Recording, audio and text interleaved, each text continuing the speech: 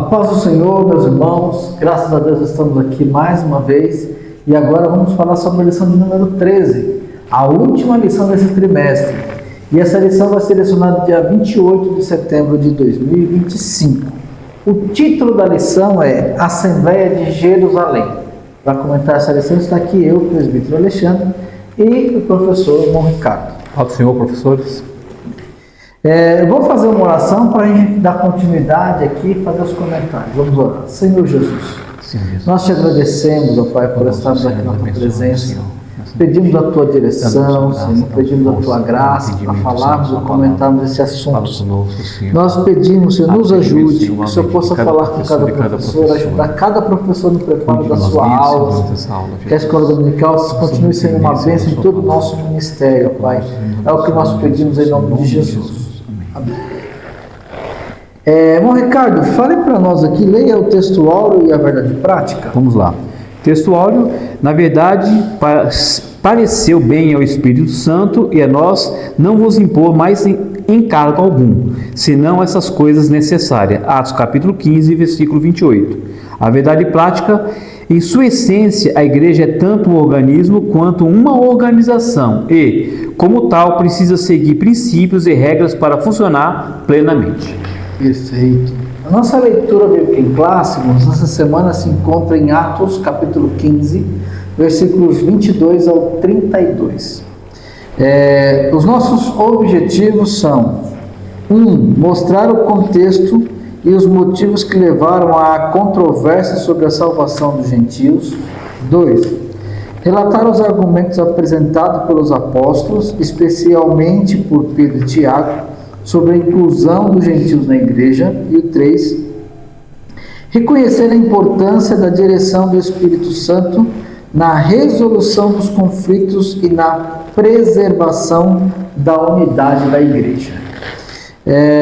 Bom, Ricardo, eu queria que você fizesse um comentário rápido aqui sobre a introdução. Amém. Professores, antes da gente fazer a introdução, próximo trimestre, escrito por Silas Queiroz, acho que aqui ele vai pegar no negócio, né?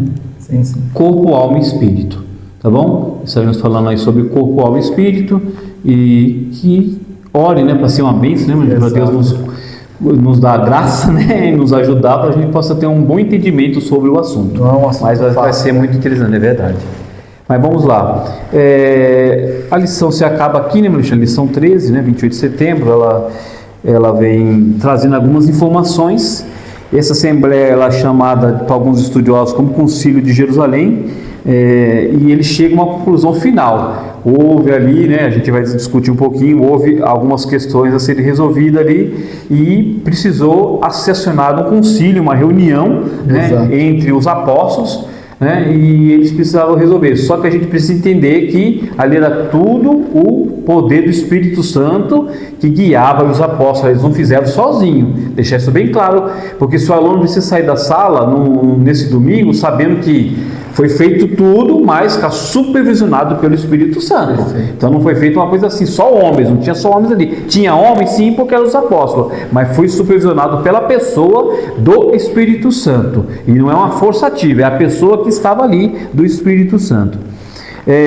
A introdução, ele fala aqui rapidinho, aqui veremos como a igreja agiu para resolver seus conflitos na natureza doutrinária. Um grupo composto por fariseus, convertido à fé, insistia que os gentios convertidos deveriam guardar a lei, especialmente o rito da circuncisão. É engraçado aqui, Alexandre, e professores, que até hoje existem alguns grupinhos, né, que querem de alguma forma, né, implantar em alguns crentes, né, desavisados, sei lá, ou avisados, não se sabe, né, a guarda de alguma coisa, né? A gente não precisa falar do que, mas fica insistindo, né, em algumas coisas da lei e na verdade a gente vai ver no decorrer da lição que tudo já foi resolvido, né? Aqui não é uma coisa nova, já tudo foi resolvido e foi deixada até uma orientação depois que a gente vai falar um pouquinho sobre essa orientação.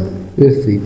Entrando aqui no primeiro ponto, irmão, nós temos a questão doutrinária e nós temos aqui o relatório missionário e o item 2, o legalismo judaizante. Agora, é importante falar sobre essa questão do relatório missionário, porque olha só, Paulo ele é enviado na sua primeira viagem missionária, então ele vai E aí agora ele faz o caminho mais longe ainda da Judéia. Nós falamos que os irmãos saíram da Judéia, né? Chegaram até Antioquia, Síria, Chipre. Só que agora Paulo ele vai mais além. Então ele avança mais, no território mais afastado de Jerusalém. E nessa ida e vinda ele viu Deus salvar gentios. E é interessante porque ele vai analisando e vai fazendo, e você não enxerga Paulo e Barnabé pregando circuncisão, pregando guarda de sábado, mas vai falando de Jesus. Jesus salva, Jesus liberta. Ele até de certa forma tem alguns embates com judeus para mostrar que Jesus era o Messias, mas quando ele está falando de salvação e pregando para gentil, ele não está preocupado com nada disso. Muito pelo contrário, na visão de Paulo e na visão de Barnabé, o fato de Jesus estar salvando, curando, libertando, ele vendo vidas sendo transformadas, sem o amparo, sem essa questão doutrinária do Antigo Testamento de circuncisão, de guarda de sábado, de cumprimento da lei, para ele isso é um sinal de que aos gentios não deve ser ensinado isso. E uma coisa muito importante, isso mostra que é muito claro para Paulo e para Barnabé que aquela cultura, e aí eu vou chamar a cultura, esse guardar sábado, essa circuncisão, desculpa, é algo específico dos judeus. Então ele não vai impondo isso aos gentios. E ele viaja, faz todo o seu processo, e ao retornar para Antioquia, ele agora vai fazer o relatório. Vai falar, olha, passei pela Galácia, pessoas aceitaram Jesus, os gentios, os gregos, os gálatas, os romanos, as pessoas estão se convertendo. E aí, nós vamos ter uma pessoa sendo muito alegre, né? Aqui no final fala, como um sinal de aprovação, demonstrando que nenhuma outra exigência, além da fé em Jesus, era necessária para a salvação. Em outras palavras, a salvação é um dom de Deus concedido inteiramente por sua graça. E quando ele fala isso, as pessoas estão alegres e contentes. A menos um grupinho legalista judaizantes, né, irmão Ricardo? Sim. Aí fica por bom comentar esse pedacinho. Engraçado aqui, eu vou ler, tá? Vamos ler em Gálatas daqui a pouco, né? Para deixar claro que o que a Bíblia fala para nós também. Né? A Bíblia, ela está tudo registrado, né? Já foi montada ali tudo uma doutrina para que a gente possa ter base também, porque antes de falar aqui não tem base bíblica para o que nós estamos falando. Daqui a pouco a gente vai ler. Veja bem, esse grupinho aqui, eles se incomodaram, porque ele se incomoda mesmo, porque quando a verdade é igual a pregação. A pregação ela vai fazer duas coisas, irmão Alexandre e professores: ou ela vai amolecer os corações, ou ela vai fazer outra coisa, ou ela vai endurecer os corações. Ela não faz três coisas: ou ela amolece os corações, ou ela endurece os corações. Já é endurecido, endurece mais ainda. É o que ela faz. Mas ela também tem o poder de amolecer os corações. Aqui não. Eles ouviram, eles começaram a pensar: tem alguma coisa. Mas os camaradas não circuncidam? Eles estão falando, pregando para ele, mas eles não vão circuncidar, não? É isso que eles queriam. Quando é que eles vão circuncidar? Eles começaram a pressionar. E a pressão ali não é uma pressão assim, nossa, né? Batendo nas costas, passando a mão na cabeça, o negócio ali. Eles começaram a pressionar muito forte ali, a ponto deles começarem a falar: eita, Paulo precisa resolver isso daí, porque como é que vamos fazer? Aí foi feito um relatório, tá? O irmão Alexandre falou do relatório. Mas vamos lá. Professor, Gálatas, capítulo 5, eu achei o versículo 2, mas eu achei interessante também o 4, e o 4 eu acabei de ver aqui. Então eu vou ler o 2 e também nós vamos ler. Então é Gálatas, capítulo 5 e o versículo 2. Olha só: eis que eu, Paulo, isso é Paulo falando, vos digo que vós deixardes circuncidar, Cristo de nada vos aproveitará. Olha só. Então ele está falando: não circuncida, porque não é preciso circuncidar. Olha só. Aí, para deixar bem claro, o 4 deixa até mais claro ainda: separado. Olha só que coisa forte: separado estáis de Cristo. Olha só, vós os que vos justificais pela lei, da graça tende caído. Então, olha, o negócio é forte. Então, todas as pessoas que até hoje, porque se a gente já para os dias hoje, tem um grupo aí que fica falando essas coisas. Então, o que eles falam são, então, peraí, meu amigo, separe e sai de Cristo, vós que vos justificais pela lei. Da graça tende caído, que são coisas justificadas pela lei. Nós não estamos mais na lei, nós pregamos a graça, a bendita graça do Senhor, é o que nós pregamos e acreditamos. Então, se é que está em Cristo. Então, olha só, deixou bem gravado aí, né, professor, isso daí. Depois, se quiser, mostra até para o aluno também, isso é importante. Esse grupo composto por fariseus supostamente convertidos à fé, supostamente, hein, que haviam vindo de Jerusalém para Antioquia, se opôs ao ingresso de gentios na igreja sem que esses antes cumprissem as exigências da lei. Eles estavam fazendo uma coisa que não precisava mais, irmão Alexandre. Não tinha mais o porquê disso. É a mesma coisa. Por que até hoje você sacrifica? Não há necessidade mais. O sacrifício já foi feito uma vez por todas. Então não há mais uma necessidade de sacrifício. E outra, para se sacrificar animais hoje, precisaria do templo. Não temos mais o templo. Não tem mais o templo, precisaria de sacerdote, não tem mais sacerdote levítico, não tem mais sacerdote de Levi. Se você for usar o livro de Levítico, se você for fazer uma parada profunda no livro de Levítico, não temos mais aquilo ali, acabou, não tem mais. Então não tem como mais praticar, por isso que nós pregamos a graça, nós não pregamos a lei, nós pregamos a graça. Olha só, aí houve, portanto, um confronto entre grupos judaizantes e os missionários Paulo e Barnabé. Por isso que é importante, irmão, a pessoa ter convicção, mesmo sendo, principalmente quando a pessoa é um líder, né? Porque nós estamos falando aqui de dois poderosos homens, Paulo e Barnabé, eles eram líderes, eles eram, não eram só missionários, eram ensinadores da palavra, eles tinham convicção do que eles estavam fazendo. Você precisa ter convicção, você precisa ter certeza. Estou pregando da ressurreição de Jesus, precisa ter certeza que você está pregando, você também acredita, porque senão não surge efeito. Eu não posso pregar uma coisa que no fundo do meu coração eu não acredito, não vai surgir efeito para o ouvinte. Eu preciso acreditar, né? Porque o que eu estou falando hoje? Hoje, como a internet é um negócio hoje muito, né, gigantesco, hoje se fala um monte de coisa, hoje tem muito podcast, já tem gente falando que a gente vai para o céu, já tem gente falando que a igreja vai passar pela grande tribulação, tem gente falando que Jesus não vai voltar mais. Nós acreditamos que Jesus vai voltar, nós acreditamos nos dons espirituais, nós acreditamos na ressurreição dos mortos, e está escrito que se Jesus não ressuscitou em vão, é a nossa fé. Então nós acreditamos que Jesus ressuscitou no terceiro dia. Então nós acreditamos sim. Se tem alguém no nosso meio que não acredita, problema dele. Mas eu acredito que o meu Alexandre também acredita nisso. Então nós acreditamos e falamos, por isso nós falamos, porque nós acreditamos. Certo? E lá no finalzinho ele fala que a questão tomou grandes proporções, correndo o risco de até mesmo se dividir a igreja de Antioquia, que começou a falar, né, falatório para um lado para o lado, e que exigia uma resposta rápida por parte da liderança. Quem era essa liderança, para o professor entender? A igreja de Jerusalém. Isso aí foi para lá na igreja de Jerusalém, que nós chamamos de Igreja Mãe. Igreja Mãe.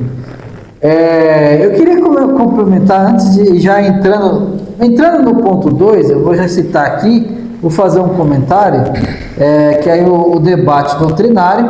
Aí nós temos o item 1, uma questão crucial, o item 2, a experiência do Pentecostes na fé dos gentios, e o item 3, a fundamentação profética da fé gentílica.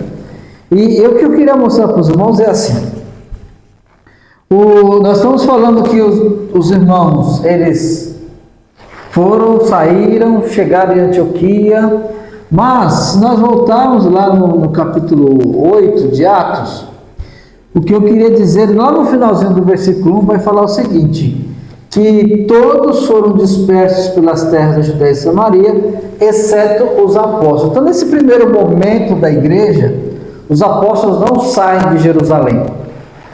E eles não saem de Jerusalém, ainda continua um grupo em Jerusalém, né? Ainda um grupo vai continuar lá, vai ter presbíteros, vai ter o grupo da igreja ali, a igreja continua, mas os irmãos se dispersaram. O que acontece? E acho que isso aqui é extremamente importante. Nós estamos falando de dois homens conhecedores. Primeiro, Barnabé. Barnabé não foi para Antioquia porque ele quis, entre aspas, né? Ele quis, mas ele foi enviado. A igreja mãe, quando viu que a igreja de Antioquia estava se desenvolvendo, que tinha um grande número de discípulos, enviou Barnabé para que ficasse lá. Barnabé, enxergando a dificuldade que ele tinha, ou a necessidade da igreja, ele fala: eu preciso de ajuda. Ele vai buscar Saulo. Esse Barnabé e Saulo, eles saem para uma viagem missionária, eles têm aquela experiência da salvação dos gentios, como já citamos, retorna, passa esse relatório para a igreja em Antioquia, a igreja fica extremamente feliz, mas de repente desce um grupo de judaizantes de Jerusalém. Olha só, eles vêm de Jerusalém. Quando eles vêm de Jerusalém, ninguém pergunta quem mandou eles, mas eles vieram de Jerusalém. E começa a falar: mas deixa eu falar uma coisa para vocês. Vocês agora têm que... vocês têm que circuncidar. Olha o que eles falam, capítulo 15 de Atos, versículo 1, fala assim: então, alguns que tinham descido da Judéia ensinavam assim os irmãos: se vos não circuncidardes conforme o uso de Moisés, não podemos salvar. E aí Paulo e Barnabé vai ver essa pregação, esse ensino, e vai dizer: não é assim, não é desse jeito. E tem uma não pequena discussão, né? Olha como é que ele coloca: tendo Paulo e Barnabé não pequena discussão e contenda contra eles, a resolver, nós vamos resolver esse assunto, só que não está sobre a nossa jurisdição mais. Precisamos ir para a igreja de Jerusalém, precisamos ir para a igreja mãe. E às vezes a gente fala assim: mas por que algumas coisas têm que ser faladas na sede? Eu até entendo que o nosso ministério, pelo ensino que nós temos, isso não é um problema para nós. Mas por que tem que ter convenção? Por que tem que ir lá? Porque é isso aqui, então vamos resolver isso. Eles selecionaram esse tema para a igreja de Jerusalém. E quando ele chega na igreja de Jerusalém, que eles expõem o problema, eles vão dizer, aí fica claro o seguinte: os discípulos lá, os apóstolos, vão falar assim: mas a gente não mandou ninguém lá falar disso aí, não. Esse ponto que vocês estão falando aí, isso aí não é coisa nossa, não. Os irmãos estão vendo que às vezes pode surgir no meio da igreja grupos que têm o seu próprio entendimento e começam a querer impor esse seu próprio entendimento aos irmãos, quando na verdade ele não tem uma autorização. Ele não tem uma autorização, ele não está de acordo com o ensino correto das Escrituras. É esse ponto aqui. E nesse primeiro item, essa questão ela é muito séria. E Pedro, ele percebe que esse assunto é muito sério, e ele vai dizendo o seguinte: a gente não pode ficar tratando disso simplesmente com temas como a gente quer, com os nossos próprios argumentos. E aí ele vai recorrer àquela experiência pentecostal na casa de Cornélio. Porque aquela experiência pentecostal na casa de Cornélio tem dois pontos. Primeiro, ele tem a visibilidade do que aconteceu ali, conforme nós falamos, citamos e aprendemos isso numa lição. Ele vai mostrar a visão que ele teve de Deus, a ação do Espírito Santo. Então tem todo um contexto que corrobora e dá veracidade para que aos gentios não seja imputado nada sobre a lei. E ele vai usar isso. Aí, irmão Ricardo, eu queria que o irmão continuasse aqui no ponto 2 ou 3, aí o irmão fica à vontade. O interessante aqui, irmão Alexandre, é que existe uma profecia, né? Muita coisa no Novo Testamento se cumpriu por causa da profecia do Antigo Testamento. Perfeito. Então, a lição ela é bonita, a lição é linda, né? Ela é muito profunda, tal. Você vê a importância de Pedro e Paulo, porque, irmão, se eles não tivessem tido essa atitude, irmão, possivelmente ia ser um grande prejuízo ali, porque ali a igreja ia se dividir, como existe até hoje a igreja se dividindo, a igreja vive se dividindo, né? Porque um acredita em uma coisa, outro acredita em outra, mas eu confesso aos irmãos que a gente continua acreditando, né, no que nossos pais nos passaram e acreditando nas doutrinas. Existem algumas coisas, a gente entende, a gente não é louco, existem algumas ideias que às vezes, né, um irmão acredita de um jeito, outro acredita de outra forma, outro olhar. Exato. Mas a doutrina essencial, essa, irmão, a gente que é a ressurreição dos mortos, o arrebatamento da igreja, né, os dons espirituais, os dons ministeriais, o fruto do Espírito, então são doutrinas que nós não abrimos mão. Nós não negociamos, Alexandre, essas doutrinas nós negociamos. Agora, existe assunto, né? Existe assunto que alguém vai, eu vejo desse jeito, o outro vê daquele jeito, mas são assuntos, às vezes, por exemplo, ela vai ver a história de José, então ele vai ver, eu entendo desse jeito, outro, são histórias, mas quando se fala de doutrina, nós não abrimos mão. Exato. Não abrimos mão de doutrina, é inegociáveis. Tá ok, professores? Essa parte aqui da fundação profética da fé gentílica, ela é uma profecia. Então nós vamos ler lá. Se quiser anotar, você anota aí, professor. Amós 9, profeta menor aí, ele fala assim.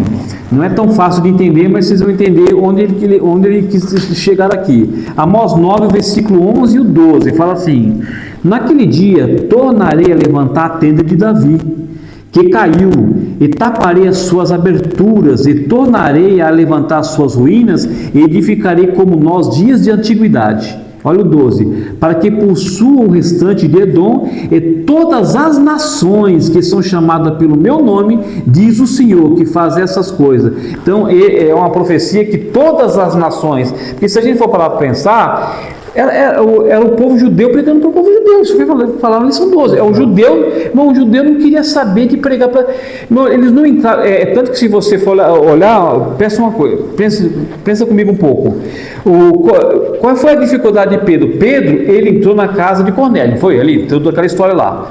Só que ele era gentil. Irmão, você imagina um judeu, e outra, parece que também ele entrou, se não me engano também, né, a pessoa mexia com curtia, esse negócio mexia com pele de animal morto. O judeu, ele não passa nem perto de gente morta. Você imagina o Pedro ali, naquela casa ali, né? Porque veja bem, uma coisa é um judeu entrar na casa de um gentil, e outra coisa é um gentil entrar na casa de um judeu. A casa de um judeu é totalmente diferente, mas ele entrou na casa de um gentil, e parece que ali ele não foi sozinho, tinha muita gente ali com ele, você imagina. Então era muito difícil. Então o judeu, ele é muito fechado assim, a gente não prega, a gente não conversa, não tem muita ideia com o gentil. Se você for olhar o tabernáculo em si, a tribo de Levi, eles eram cercados pelas outras tribos, já começou ali já. A mente de um judeu já é programada desde pequeno a ser fechado para outras nações. Porque é fácil nós falar aqui, mas porque nós estamos lendo, né? Nós temos um conhecimento muitos anos, lendo isso daqui. Para nós é fácil de entender, mas eles ali na hora, irmão, foi muito difícil deles entender. Mas aqui, irmão, é uma profecia que se cumpriu aqui, que estava se cumprindo assim. Então a aceitação, só para terminar, a aceitação dos gentios na igreja não era uma inovação sem respaldo nas escrituras. Pelo contrário, Deus já havia mostrado aos antigos profetas que os gentios também fariam parte do seu povo. Porque é duas raças, ou ele é judeu ou ele é gentil. É duas raças aqui, não tem uma terceira raça, né? Quando os dois se unem, que aceita Jesus, aí vem a igreja, nasce ali a igreja. Mas é formada por judeu, é formada por gentil. Esse era um favor divino, fruto da sua graça, e que nada mais precisava ser acrescentado. Irmãos, é importante isso aqui pelo seguinte: a defesa de que ao gentio não deveria ser imputado a circuncisão, ela parte de dois pontos. Primeiro, de uma experiência, que foi a parte de Pedro, a sua visão, a experiência do batismo com o Espírito Santo, assim como os irmãos receberam. Então aquelas experiências, aquelas evidências tiveram o seu peso.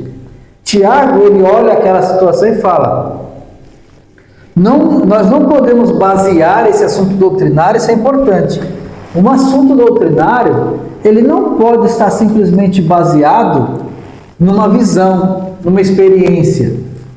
Então ele fala, não, só a experiência não é suficiente, é importante, mas não é suficiente. E aí ele busca na Bíblia o respaldo para dizer que gentil também vai ser salvo. E não precisa disso, é o que o irmão acabou de ler. Se nós olharmos o texto aqui, Em momento nenhum Deus fala para impor a circuncisão sobre eles, mas nas suas nações, do seu modo, eu vou chamá-los a fazer aqui. Então Deus respeita, e é interessante quando a gente vai lá para Apocalipse, a gente vê Deus tratando as coisas o seguinte: e ele comprou para si raça, tribo, nação, povos, línguas, cada um do seu modo, cada um do seu jeito. Agora, essas culturas, essas raças, tribo, nação,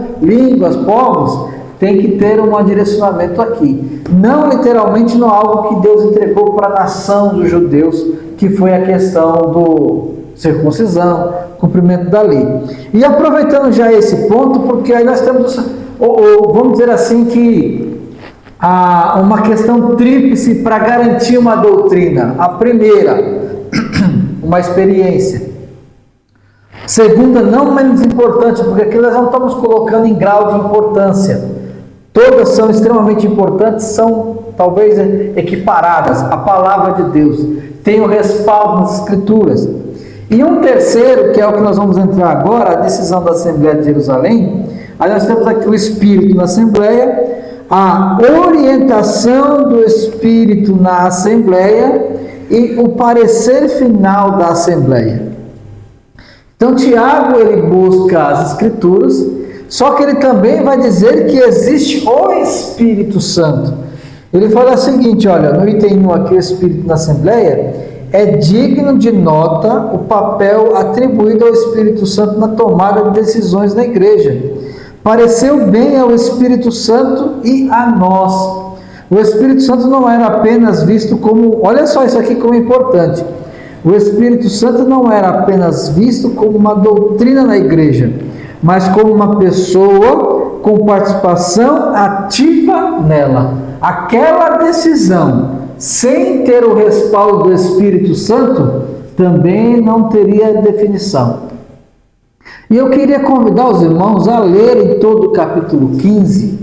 Leem todo o capítulo 15 pelo seguinte: os irmãos vão ver que essa discussão teve a participação dos judaizantes que colocaram o seu ponto de vista, Pedro colocou o seu ponto de vista, Tiago colocou o seu ponto de vista, e quando a gente vai lendo nas entrelinhas, a gente vai ver que tem um grupo de presbíteros, anciãos, pessoas de conhecimento, de peso na igreja de Antioquia, que eles também contribuem. Então essa ação conjunta trouxe à igreja uma unidade. E a pergunta é, como é que eu vou descobrir esse assunto do Espírito Santo? Porque qualquer pessoa pode levantar e falar que teve uma visão do Espírito Santo. O Espírito Santo, nesses casos, doutrina é definição de regras, definição de como seguirmos. E aí eu falo isso com muita liberdade, sem medo de errar. Ele nunca vai usar alguém simples. Ele sempre vai usar a liderança. Ele usou aqui Tiago, que... olha só a situação de Tiago. A gente viu isso, se eu não me engano, se não tem algumas, mas acho que na lição mais a lição dos jovens que tem isso. Peço desculpa aqui pelo equívoco. Mas Paulo vai dizer que Tiago é uma das colunas da igreja. Então não foi qualquer pessoa. Tiago e Pedro, como colunas da igreja, está lá em Gálatas, né? Ele não vai falar qualquer um. Então Tiago se levanta e, como representante, ou como até nesse momento que talvez a gente vai dizer que ele era o presidente da igreja, né? Então ele vai dizer, o Espírito Santo pareceu bem ao Espírito Santo. Nós não estamos aqui simplesmente tocando as nossas formas de pensar, o nosso jeito, existe uma consulta ao Espírito Santo. E é nítido que essa consulta ao Espírito Santo é através da oração, é através de jejum. A Bíblia não diz quanto tempo durou esse concílio, né? Se foram um dia, 2 ou 3 ou 4 dias, mas no final ele levanta e ressalta, pareceu bem ao Espírito Santo, né? Quando a gente tem lá a separação de Paulo e Barnabé para ir ao evangelismo, a ser missionários, nós temos que e falou o Espírito Santo, apartar-me a Saulo e Barnabé. Como é que o Espírito Santo falou? Apareceu lá em pessoa? Não, ele usou um dos irmãos que estavam reunidos. E aqui ali não estava reunido qualquer um, estava reunido, vamos colocar dentro da nossa forma de falar, estava reunida a nata da igreja de Antioquia, os doutores da igreja de Antioquia. E é através deles que Deus vai fazer e vai dar o direcionamento à igreja. O Espírito Santo vai usar esses homens. Bom, Ricardo, queria que eu continuasse falando aí, dando continuidade no item 2, item 3, assim. Vamos lá. O interessante aqui, Manchano, que você comentou, que o Espírito Santo não era apenas visto como uma doutrina da igreja. Eu até grifei isso daqui. Mas como uma pessoa com participação ativa nela. Aí muda tudo, irmãos. Exato. Ele tinha uma participação ativa. Vamos ver o que acontece quando não tem participação dele. O comentarista no livro ele fala assim: em resumo, podemos dizer que o Concílio de Jerusalém deve servir tanto de modelo como de alerta para nós. Então é um modelo. O que aconteceu aqui, né, nessa história que nós estamos lendo aqui, em Atos capítulo 15, não foi escrito à toa. Isso serve de modelo para quando nós precisarmos do Espírito Santo, pedir para Ele.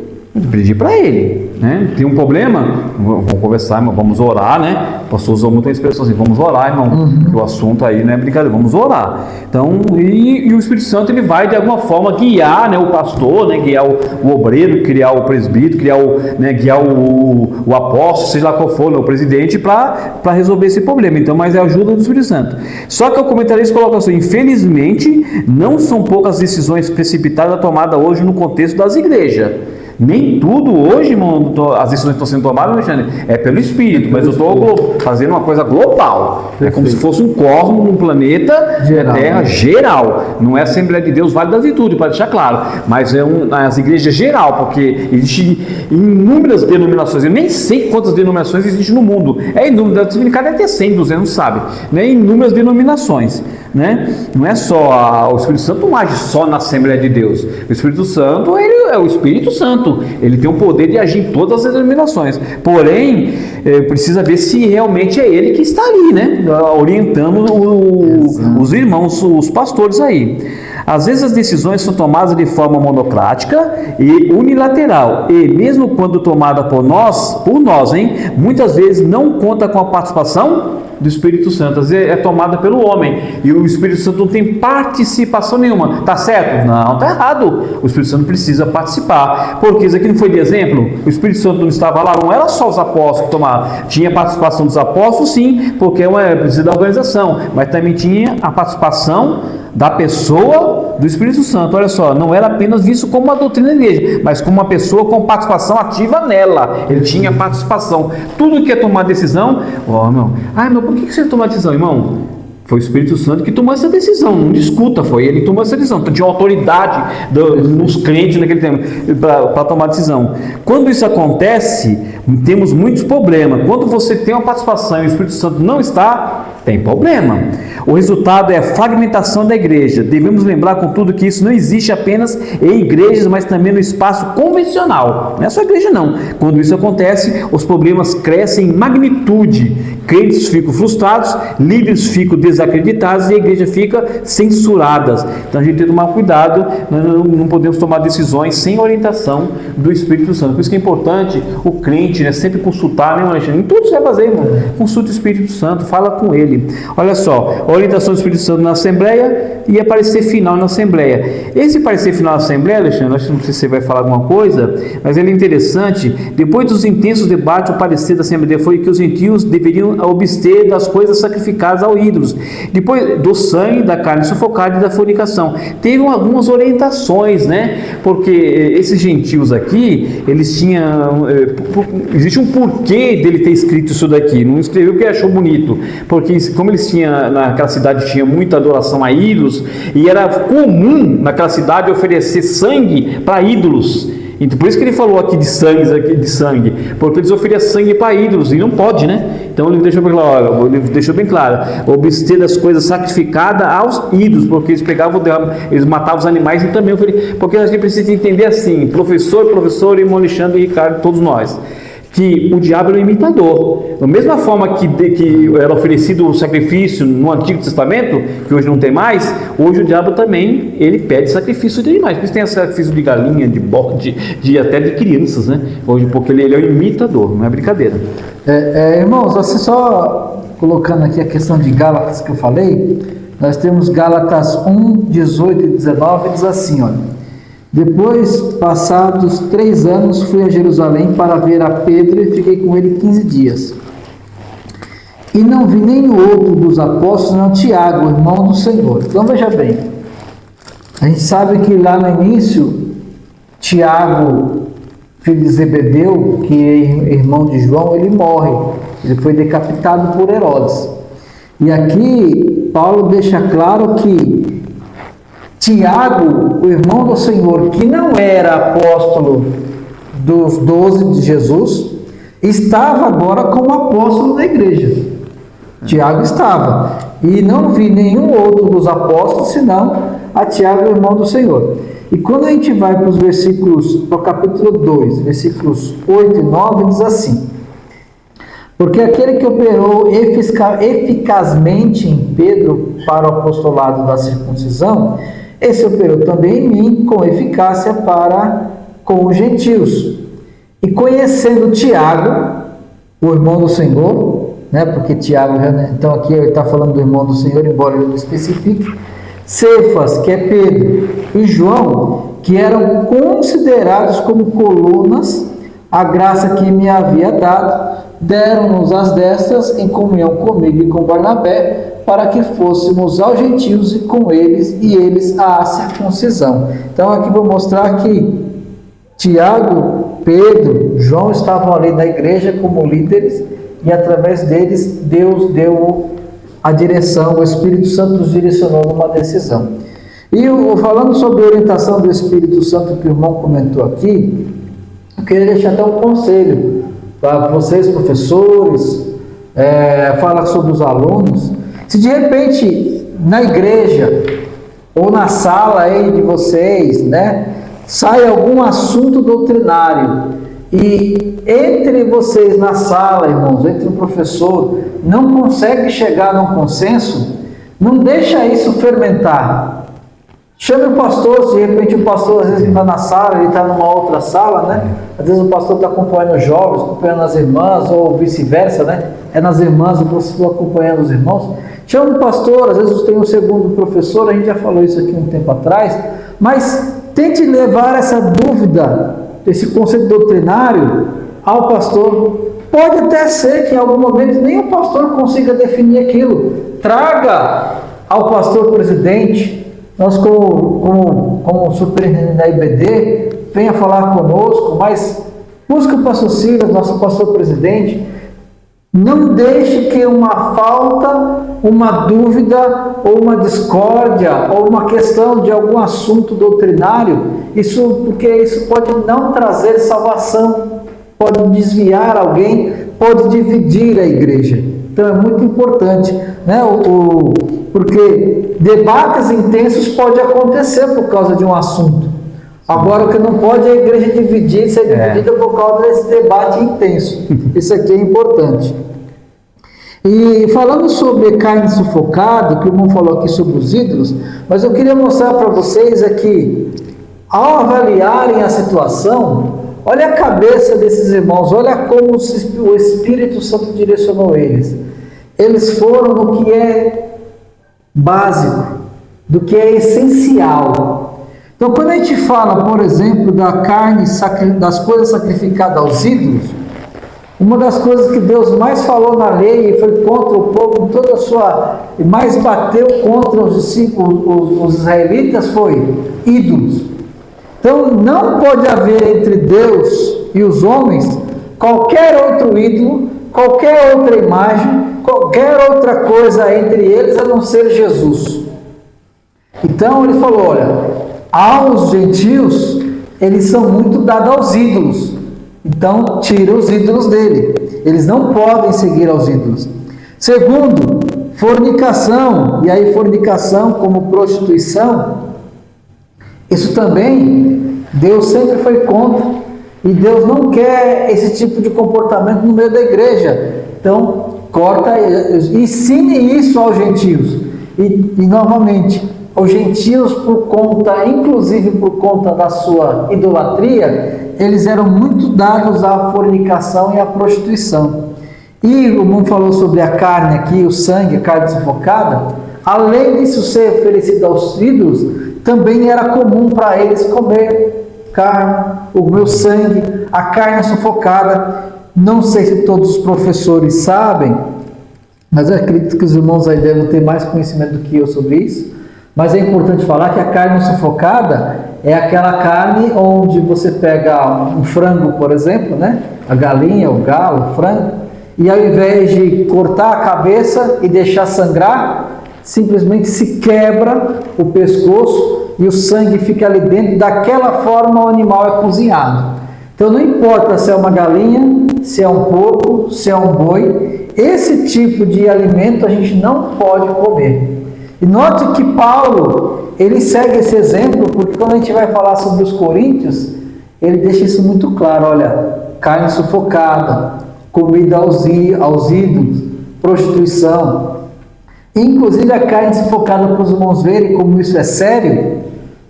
Deus disse ao ser humano, a Noé: coma da carne, os animais também agora são para ti alimento, mas não coma a carne sufocada e nem coma sangue. Depois esse mesmo comportamento ele é repetido na lei, e agora ele é repetido como um dos principais pontos. Isso é básico, isso é importante. Isso aqui eu quero mostrar para os irmãos entenderem como esses 3 itens eles são de extrema importância e relevância como comportamento para os cristãos. E foi nisso que o Espírito Santo direcionou e baseou aos discípulos. Isso aqui é extremamente importante. Então, isso nasce como base, como princípio para qualquer, voltando um pouquinho até na lição passada, qualquer contextualização do Evangelho precisa garantir essas 3 coisas aqui, pelo menos, né, irmão Ricardo? Sim. Bom, Ricardo, tem mais algum ponto para comentar? Porque eu entendo que nessa lição aqui a gente já comentou bastante. Não sei se o irmão tem algo, né, para destacar. Só para terminar, o documentarista do livro, ele fala, só para deixar bem claro, né? Não estou dizendo que não teríamos problema, certo? Mas que saberíamos como resolvê-las com sabedoria. Lamentavelmente, muitas vezes, quando surge um conflito na esfera eclesiástica, olha só o que ele fala, logo os tribunais são visitados. Os tribunais não podem ser visitados, irmão. Tem que resolver isso com a ajuda do Espírito Santo. Mas para isso, irmão Alexandre, precisa orar. Precisa orar, porque se não orar, vai visitar tribunais. E é feio para a igreja isso. Eu estou deixando bem claro, que isso é coisa para a gente falar com o professor. Então, deixa bem claro. Senão, não vai ter muita visita nos tribunais. E vou te falar, hein? Está tendo visita nos tribunais. E tem ali, talvez essa lição ela venha num momento muito importante. Vamos ajudar. Através disso aqui, pode abrir os olhos de...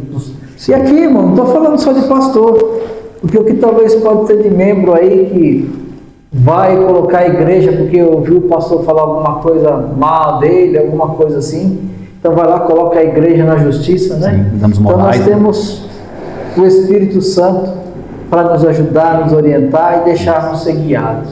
Porque quando Paulo agora retorna com a solução, os discípulos se preocuparam em passar segurança, porque eles mandaram uma carta assinada pelos apóstolos e mandaram mais 2 homens de confiança ali entre, não eram apóstolos, mas eram profetas. E esses 2 homens que foram Silas e, não me recordo o nome do segundo homem, mas era Silas e mais um, que foram lá, e quando eles chegaram em Antioquia, a ordem foi essa: leram a carta, e depois esses 2 homens, eles colocaram, olha, realmente a carta foi isso que foi falado em Jerusalém. Os irmãos estão vendo como os irmãos eram preocupados em dar segurança ao conhecimento, e essa eu tenho certeza que é a visão do nosso pastor. É por isso que nós estamos aqui numa aula como essa, é por isso que nós temos escola dominical, reunião de cobreiros e assim por diante. Pode ser. É Judas e Silas, né? Judas e Silas, isso, Judas e Silas. Isso. Muito obrigado, meu irmão, Deus abençoe.